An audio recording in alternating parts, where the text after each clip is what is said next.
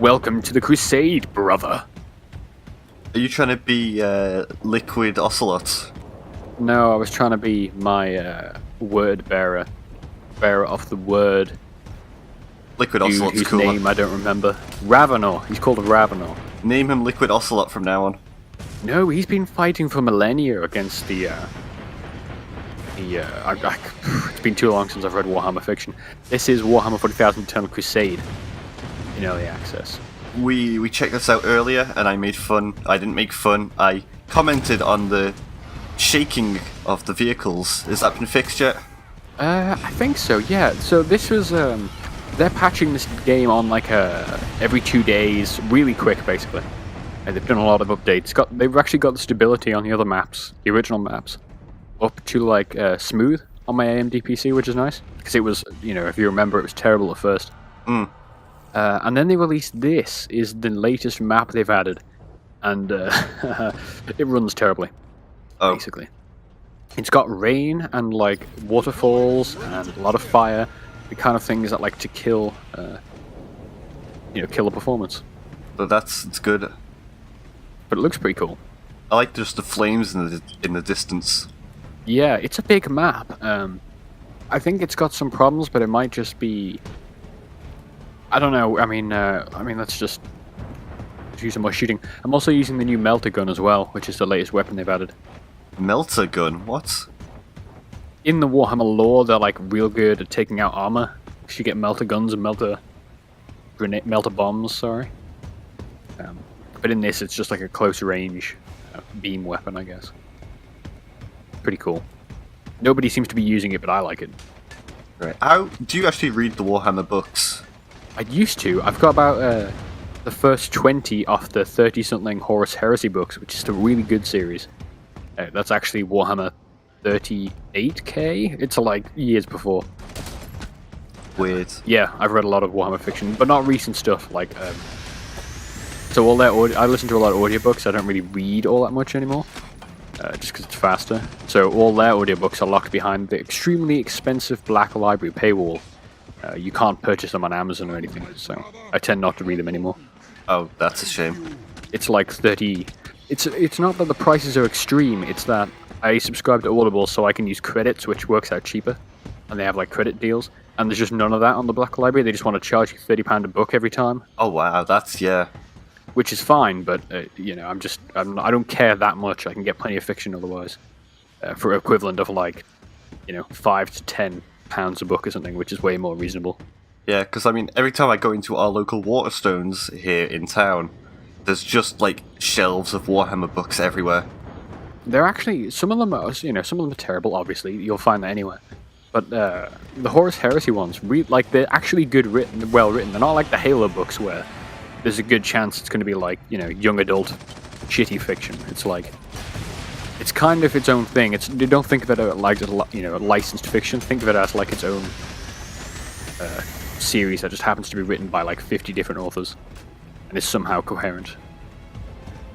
It's good. I'd much rather read the anime and manga, which is directly opposite. I mean, you could probably do Warhammer anime if they wanted to. I would read that. It wouldn't be terrible. I'd read it. Yeah, but it would be super expensive. It'd be like, well, they have to draw art for every panel, so they're going to put the price up to about £50 a book or something. Manga's not that expensive. That's because they don't pay Japanese people anything. Oh yeah, it's a good point. Or they don't in the anime industry anyway, do they? I'm guessing the manga's probably the same. But yeah, this map is it's a really big map, but I've never really used the center of it, which is kind of a bummer. There's some buildings, but a lot of it just takes place on this sort of it's like a C shape of cliffs around the outside, because that's where the 3 objectives are. So I don't know if it's just the game mode, maybe who knows, this game's obviously changing a lot, but it just seems a bit of a waste of potential that you have all the space in the middle, and of course you can get vehicles, and there doesn't seem to be any real reason to them. Maybe it's for the center bit that you haven't gone to. I know, but there's no objective there, so you don't need to go there. I mean, obviously, if the enemy are holding you down at choke points, you might want to go through the center to get to one of their back objectives. Like you see on the map there, there's like all that space that is totally unnecessary. Because you just go around the bridges and the cliffs around the outside. Well, you could use it to flank the enemy.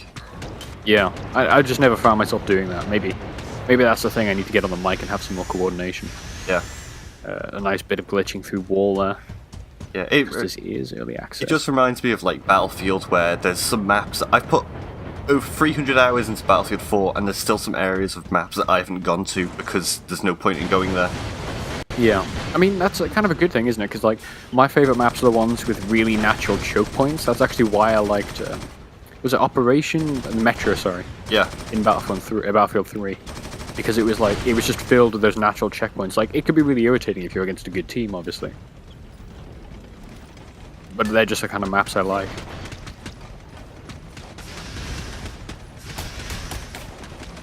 But yeah, it's actually. I was surprised. This is, there's loads of these free-to-play multiplayer games on Steam. Obviously, they're like, it's an early access thing. For some reason, everyone wants to make a multiplayer game, and nobody really plays them. So I think I spoke to you in the last time we did a video. Like I was pretty hesitant about this game. That's why I waited till it was on Steam, rather than jumping on their closed stuff. Yeah. But I jumped back into, only for like a couple of minutes, into Nosgoth. Do you remember that? The vampire? Oh god, game? I remember that. Yeah.